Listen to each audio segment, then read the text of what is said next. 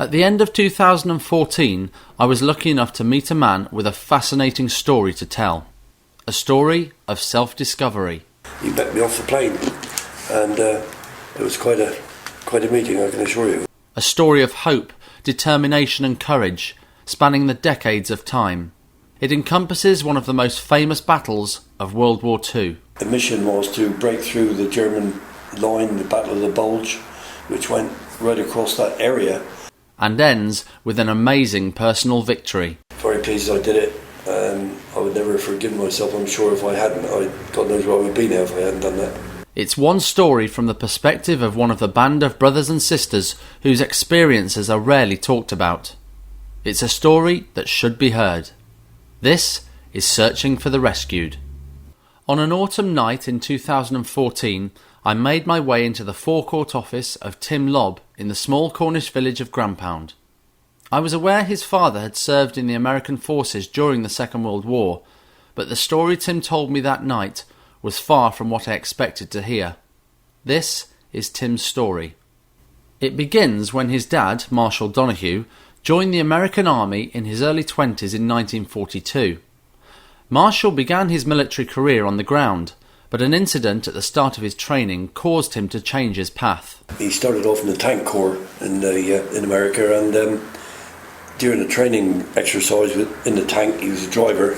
He went down into a big ditch in which at the bottom they hit a large tree stump which brought the tank to a sudden halt and threw him forward and knocked his front teeth through his back bottom lip. So he got back to base and he said he wanted out of the tank corps, and they said, well, there's only one place you'll go from the tank corps is up there, which is meant the paratroopers side of the military. So he said, well, I don't care. So he joined up with the PIR and he went for the interview like they have to do in all the interviewing process, and managed to get into the PIR, of which only about 10% of the applicants actually got in.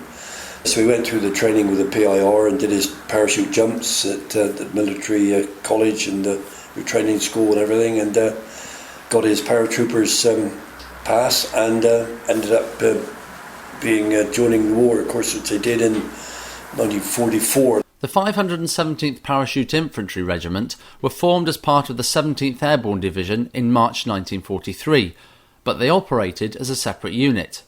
They arrived at Camp Toccoa 4 months after the departure of the 101st Airborne Division that found new fame through the Band of Brothers TV series.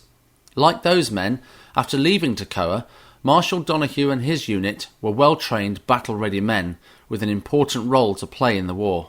Dad's outfit was like a support unit that would support anywhere that was needed. So they had extra expertise that they could, as they ended up in Houghton and Soy area, they would break through to rescue the Third Army that was cut off. So they were a pretty crack outfit. The regiment was to experience huge difficulties as they travelled across Europe in a bid to free its people from the grip of Nazi oppression. They went by ship to Sicily, where they were dropped off Sicily, and then across to the mainland of Italy, where they went through and across to Naples, and right up through from Naples, and right away through up to the south of France. On the 22nd of December 1944, Marshall and the 517 were to begin another dangerous mission, this time in one of the most famous battles of the war, the Battle of the Bulge.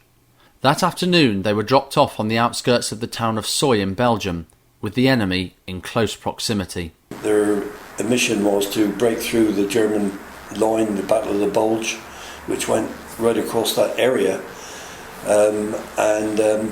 from Soy to Houghton was 5 kilometres, and I'd say the Bulge went straight through the middle, but the other side of the Bulge was the unfortunate the Third Army of the Americans, who got cut off.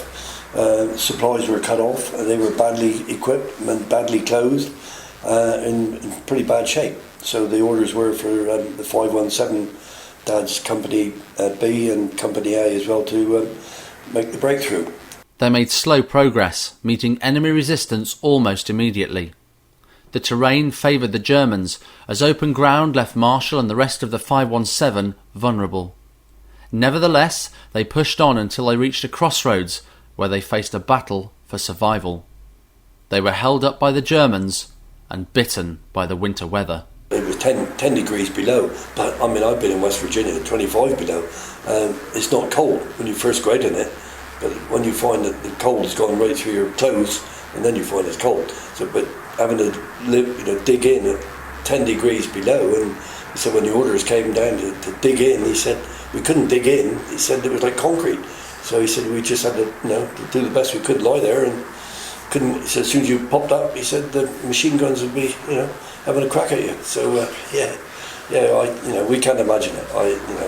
It must have been terrible, and it's I would say easy. It's not the word, but I can understand what he was telling me, because having been to the actual part of that battlefield where he was actually pinned down on the Crossroads, I can understand how exposed they were, and 10 degrees, and they couldn't go back. It was on open ground. They got to the Crossroads, and if they started to get up and go back, there was no retreat. They were stuck. They were pinned down, and simple as that. For 3 days and 2 nights, the 517 were almost helpless. It was a situation that required an act of selfless heroism to rescue the men on the Crossroads. Amazingly, a 19-year-old by the name of Melvin Biddle was ready and willing to take on that challenge. Biddle was the scout in Company B and was sent out on a reconnaissance mission to assess the situation. Having realised the desperate position his company was in, he decided to take matters into his own hands.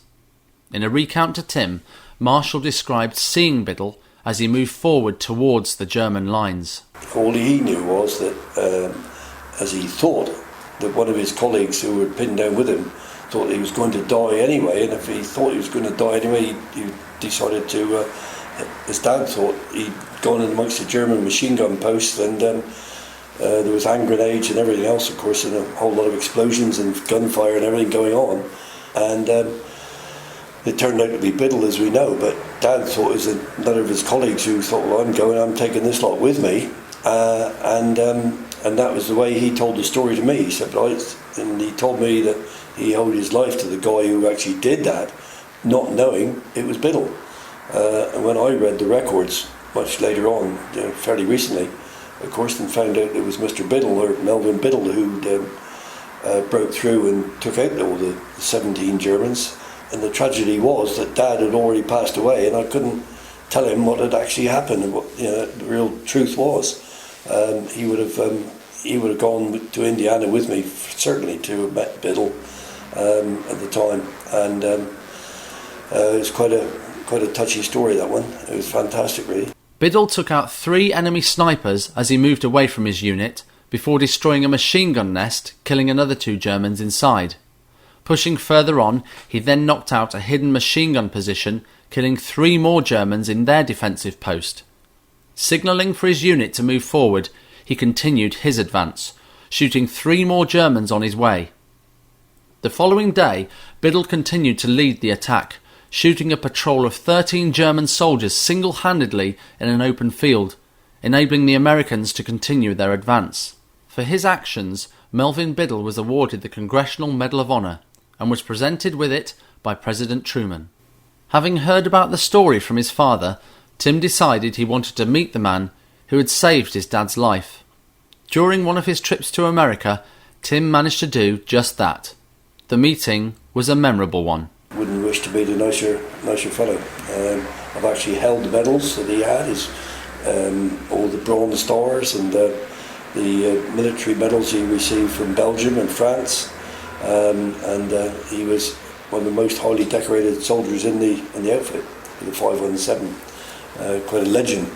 After Marshall had passed away, Tim inherited the map he'd carried during the battle between Soy and Houghton. He decided to take it to show Melvin Biddle and ended up with another special memento to add to his personal collection. He actually wanted the map, and I told him that I'm sorry, that meant too much to me to let him have it, but I would, if he wouldn't mind signing it for me and dating it, I would appreciate that very much. And he duly did that, and he was only too pleased to do it. But along with that, he gave me a photograph of himself being presented with the Congressional Medal of Honor by President Truman. So he gave me the photograph of that, which he duly signed as well. So I got some real treasures, I feel, that, of that period and what happened and the people who were involved.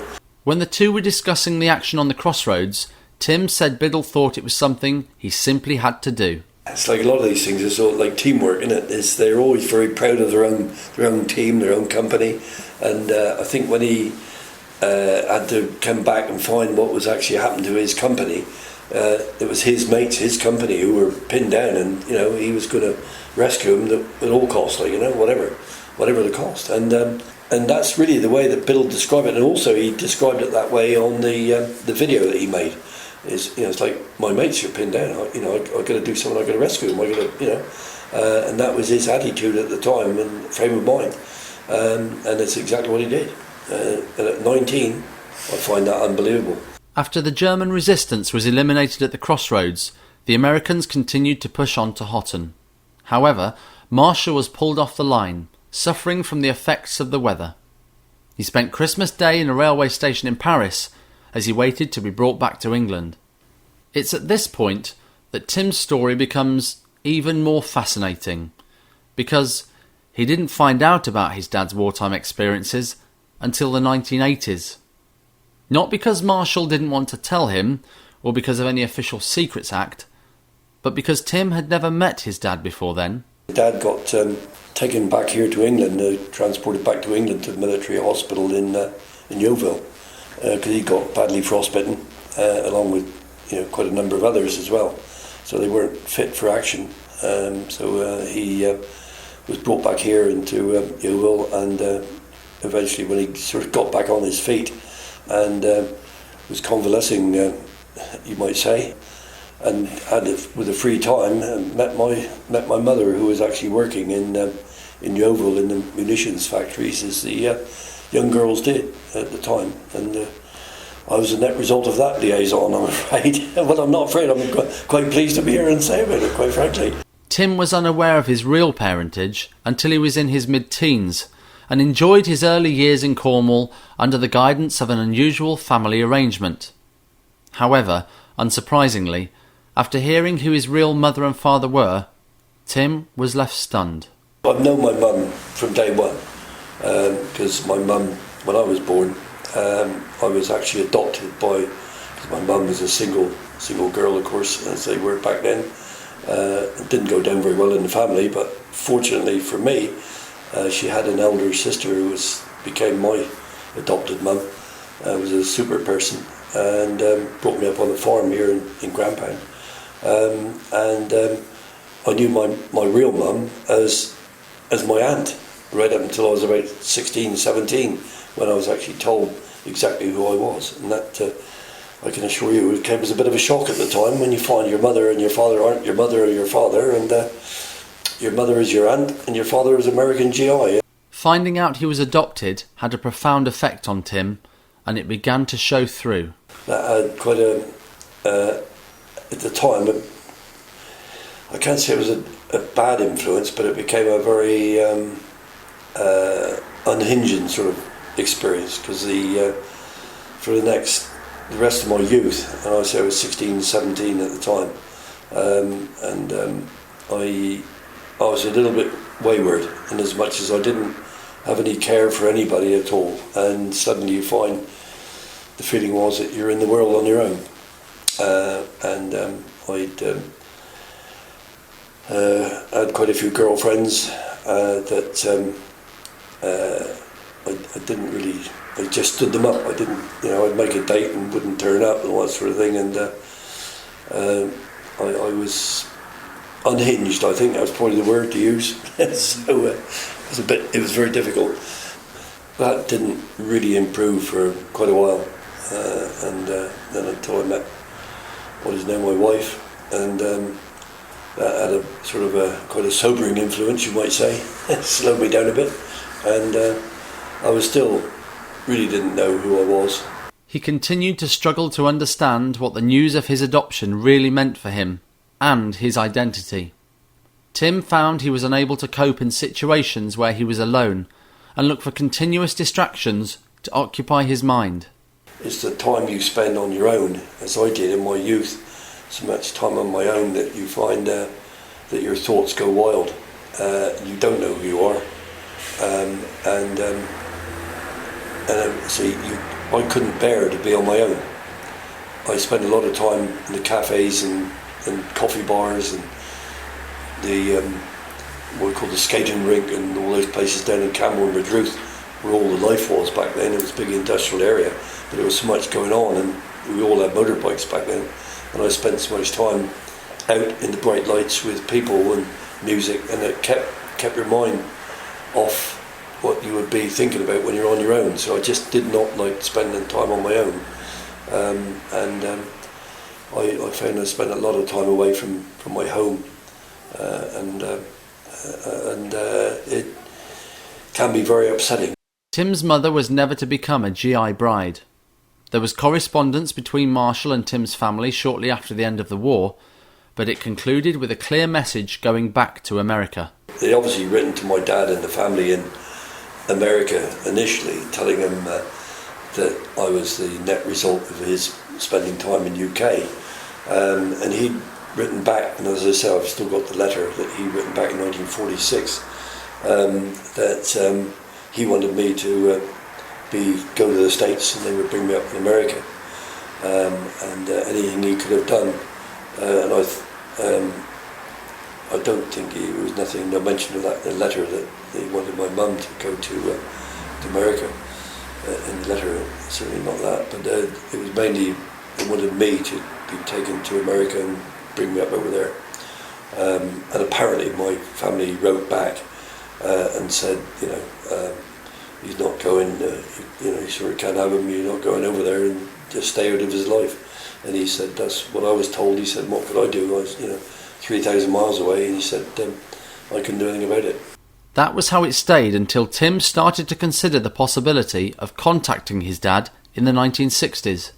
2 decades later, a few simple questions led Tim to revisit the idea of trying to find his dad.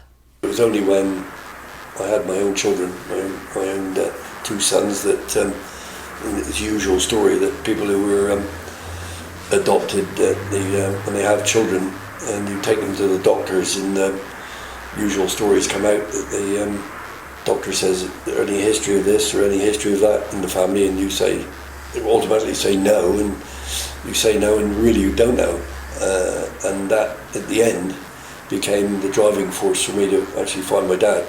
I knew my mum's side of the family, and for obvious reasons, because I was brought up with my mum's family, so I knew all about them, and what had taken some of them, and but the drive to find my dad in the end was based on the history of knowing their history and giving the correct answers for my own sons.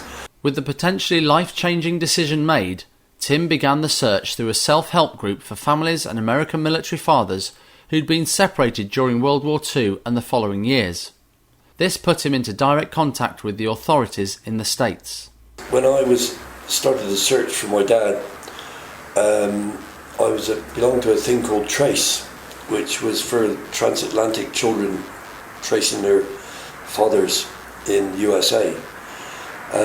And you would pay, there was a central secretary, which at the time came from, I think it was Shrewsbury, and you would send her some money, but for postage, and every month she would send out everything that she'd got back from USA, contacts she had made through other members, and the people have said that I belong to this group, the military, I was stationed here, I was in this company, and if I can help anyone to trace anyone in this company, then there's my contact details. So each month we were fed lots of different people's names and contacts in USA who would help people like myself to find their fathers. And in one of these monthly bulletins that came through, one of the girls had got success finding her father by using a private detective, and it was in the bottom paragraph said, well, if all else fails, why not try a private detective? So I thought that the cost of that would have been astronomical, but I did go down that route, thankfully. And I knew at one time my dad was in Columbus, so I phoned the actual Columbus police, thinking that Columbus was like the size of St Austell, but in fact it's about 10 times the size of Plymouth. But the police, to be perfectly honest, in Columbus were so helpful, and they really were so helpful. I can't thank them enough in passing me from one to the other, in trying to find. And all I was asking was, could they put me in touch with a reputable private detective? Anyway, I found out at the end of it all, came to they passed me on to a chap in the radio room in the Columbus Police Department, and he said, I know a trustworthy private investigator, and he said, you give him a call and you can trust him. So I rang the guy up. I told him what I knew. Luckily I had Dad's name. I knew where he was at one time in Columbus, so I had an address on him in Columbus, Ohio at one time. And the private detective said it would cost me $300 to do some initial searches, which would hopefully, within that fee, would turn him up. So he said, if you send the money over, he said, I will start the searches. Although the pathway to his dad had been opened, a successful outcome was now reliant on just 2 registers. Apparently, in America, there are only 2 central registers for people in the States. You're either a central register if you are dead or if you have a criminal record. So after I sent the money and I spoke to the private detective, he said, in a few weeks' time, he said, give me a call and I'll let you know how I'm getting on. I duly called him up and he told me that the good news was, he said, I can tell you your father's not dead. He said, but I'm hot on his trail. He said, so give me a few more days, he said, and I'll hopefully have some more news for you. This was the news that Tim had hoped for. He was now on the brink of the biggest discovery of his life. I rang back about 2 weeks later, and he said, well, I've actually found your man. He said, fortunately, he had a criminal record, and he said he got arrested for not paying his maintenance to his wife, and she had him arrested, and he was locked up for a night in Columbus. And anyway, it turned out that he was bailed out by a wealthy aunt in West Virginia, and the detective had followed the connection to West Virginia and found that Dad, once he'd retired, had gone back down to West Virginia. So I said, the second time I called, he'd had all the details of where Dad was and his address and his phone number, and I got it all. So he said to me, did I want him to make the initial connection? So I said, no. I said, I can do that. Having been given all the contact details, Tim had reached the end of his search. All that was left for him to do was to make that call.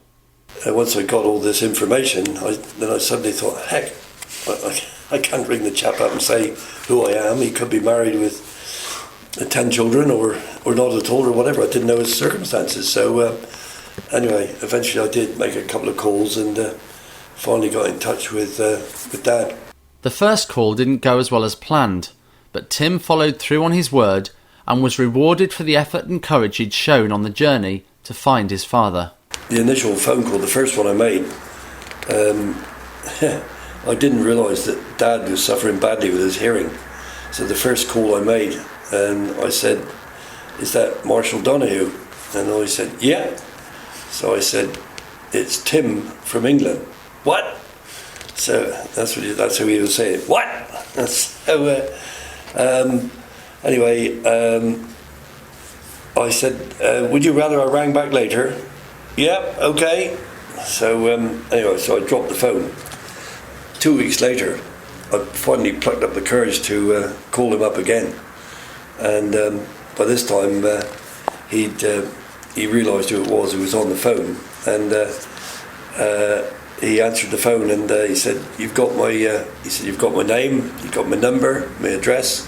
He said, "Let's get the whole thing going," which we did, of course. But the reason the first conversation, the first phone call was not very successful was because he'd then come back from hospital having had an operation on his eye, and that very day and that very time, and he was still under the influence, you might say. And of course, I'm trying to say, he gets his phone call from somebody in England. He must have thought he was dreaming, I expect, and that's why he said what, but when he keeps saying what, it's because his hearing was not too good, and he literally couldn't hear what I was saying. And so I thought it was because someone was there that he didn't want to know who was on the phone, but it wasn't that at all. It's just that he couldn't hear too well. But they say the second phone call was much better than the first one. It was quite joyous, actually. He was over the moon that I called him up again, and that we actually got things going. So it was fantastic.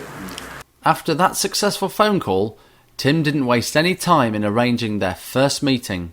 That was in December of 1988, and in February 1989. I went to meet Dad for the first time in Columbus, Ohio. He met me off the plane, and it was quite a meeting, I can assure you. It was fantastic. So, and that's where it all sort of took off. And I had 13 years of knowing Dad and going to meet him twice, if not 3 times a year, and going to stay with him. And I consider myself a very lucky guy, because I know a lot of others who were, in a similar situation, who had no chance of finding their parents or their dads at all. So it didn't take long for Tim to become very aware of the similarities he shared with his dad, even though he hadn't been influenced by Marshall's presence in his earlier life. To find out that we have the same idiosyncrasies, things we say, things we do, and actions that are identical, and I never even grew up with the guy, so it's quite scary. So the genes of is something that I understand very much, in people's genes, they say, and there's no question about that. It's the genes will come through from one side or the other, but fortunately for me, it's my dad's side of the family, and who were super people. The trips to America enabled Tim to meet his extended family, and he discovered that they had more in common than he expected. My dad had a sister, and I had 2 daughters, and one of which I went and met, who lives in Oklahoma, would be my first cousin, and we stayed with them for 3 days about 4 or 5 years ago, and we had a super time living with, and staying with them. And the funny thing is that the usual thing comes out, the photographs comes out, and and of course we share the same grandparents, and that was tremendous, really, to know that there was that connection between someone. And the astonishing thing was that talk about things we do and hobbies and such like, and things you do, and we ended up playing euchre with them, because they play euchre in Oklahoma, and that was taken out from Indiana. They lived in Indiana for many years, and they play a lot of euchre apparently in Indiana, and we ended up playing euchre. It was unbelievable, really. There was this Cornishman there playing euchre in Oklahoma, really. Tim has retained the surname he grew up with from his mother's side, but the Donahue name has now made it back to the UK in Tim's family in Cornwall. Alistair and his brother Barney, my 2 sons, they got to know Dad extremely well. He thought the world of them. They loved him to bits. They've actually, both my sons are called Donahue. They changed their name to Donahue, which would have been their proper name, really, I suppose. So they've kept everything in context. So now my sons are. They are my sons, but they are changed their name to Donahue, and that's the reason they're called Donahue. Over their 13 years of spending time together, Tim and Marshall created many memories together. As well as these personal memories Tim has, he also has inherited some of his dad's wartime mementos, which he treasures today. And I've actually got his mess mug, and on his mess mug he's scribed on all the places that they were, and the dates and the times. And he gave me that only about 12 months But yeah, about 12 months before he died, I asked him if I could bring it back to this country and show some of my map. Yeah, take it, he said. And the map I got hold of after he died, because his partner, she wanted me to go through all his things, to take whatever I wanted to take, because she wasn't that interested, quite frankly, and didn't know who else would appreciate it. So I fortunately was able to go through all his private papers and things, and the map I knew about anyway, that he had the map, and fortunately the map was still amongst all his papers. So I got the map, I got his discharge papers and his what he was entitled to medal wise, sort of thing, and the map was how can I say, I can't describe it really. The map was just fantastic, that you were able to absolutely pinpoint where he was, and what happened, or certainly where he was, and what happened was by the written word, of course, by the commanding officer. Tim's search for his father had been a successful one. Despite many doubts, risks and concerns, it seems to have all been worth it. But what about Tim now? Does he feel complete? Yes, yeah, that was the great thing of all, that changed my life completely once I actually met Dad, and spent a lot of time with him. I spent as much time as I possibly could, quite frankly. A lot of times you couldn't really afford to go to America, but at the same time I thought I can't afford not to, so I would go at least twice a year, and sometimes 3, and that made all the difference to me, because I felt comfortable knowing that there's people who feel the same way as I do and do the same things as I do, and I fitted into that box quite easily and comfortably, and yeah, very pleased I did it.